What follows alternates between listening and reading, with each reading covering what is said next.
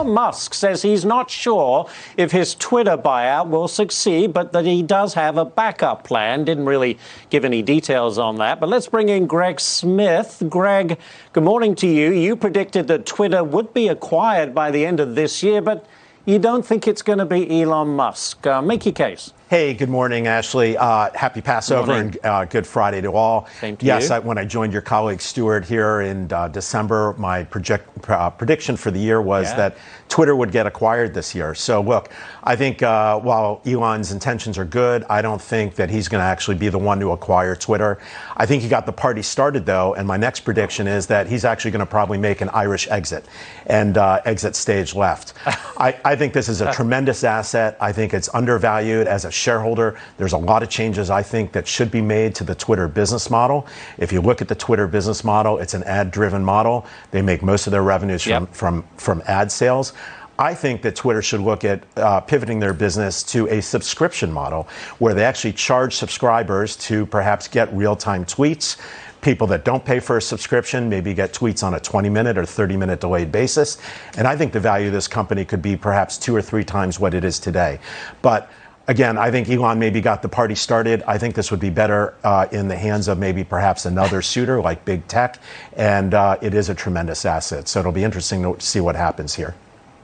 Yeah, it's a fascinating story. We had a guest earlier today, Greg, who said he thinks Google would be a good suitor for Twitter. What do you think about that?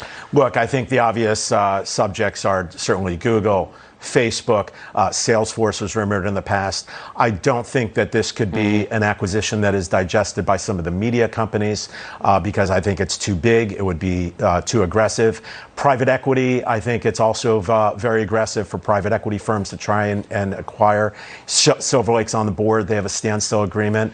But many think that this should be taken private to address the issues about free speech.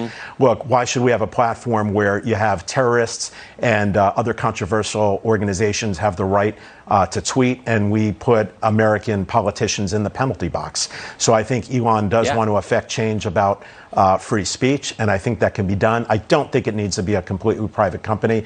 Look at LinkedIn in the hands of Microsoft. So you have other great social media companies that are buried within other big organizations.